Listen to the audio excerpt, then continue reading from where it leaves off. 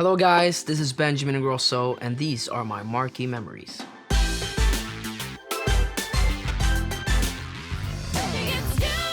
Two and a half years ago, I went to Beyoncé's concert in Stockholm, Sweden. I actually was not gonna go. We were rehearsing for my own tour, and we had one day left of rehearsals, and I thought if I go tonight, I will probably get too much inspiration, which happened. And I came back to the studio the day after and basically rearranged the last 15 minutes of the show, thanks to the queen herself. I actually put in some parts of Crazy in Love in my own set. It was just a fantastic show, and it was 3.5 hours long, and Beyoncé is our Michael Jackson nowadays. For me, it was the transition from Love on Top to Crazy in Love. No one was expecting it to come. Put my love on top, baby. And then like, put my love on top.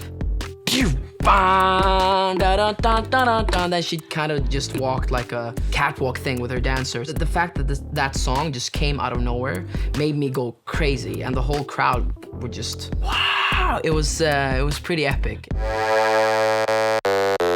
My first Coachella, my cousin is one of the members of the Swedish House Mafia, so I grew up with these guys, and they had their comeback 3.5 years ago, together with The Weeknd. I just remember that as a family member to one of the guys, I was obviously very proud, but it also made me very hungry and be like, okay, wait, if my cousin can headline Coachella, of course I can headline Coachella someday. It was my first festival in the States that I've seen. One thing that stood out was the staging. They had this big kind of circle around the stage that was huge, and it looked like a practical set from the Dune. It was so epic, and the lighting was insane, and it's hard to, you know, make people want to look at three guys DJing for 1.5 to 2 hours, but they really made it interesting. And it was fun because my cousin and Axel, we were in the pool during the day, and they were talking about how, like, doing the intro and that The Weeknd would come back, he would rise up on stage behind them in like the, and I just remember they were explaining how that would be, and then standing, I actually stood next to Justin Bieber, and we were like, we saw the whole thing becoming reality, and that was yeah, that was super cool. Take a chance on me.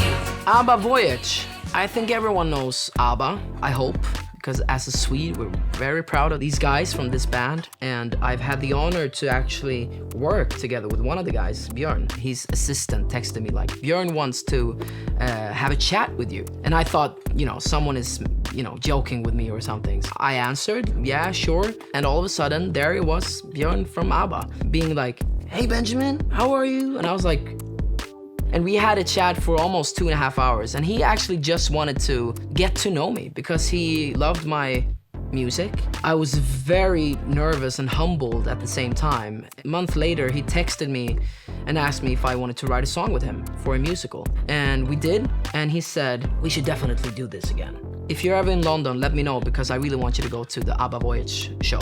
So ABBA Voyage is basically a concert with the 4 members of ABBA as if it was 1978, which sounds crazy, but thanks to technology, these guys look like they did back then. I brought my mom, who's obviously a big ABBA fan, and we went to the show.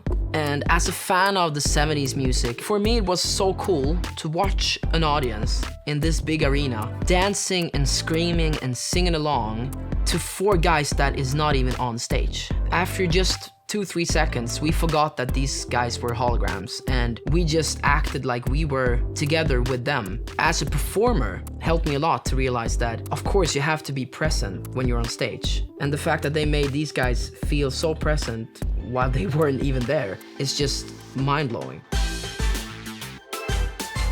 Thanks for watching my Marquee memories, and make sure to catch me on tour to make some memories of your own.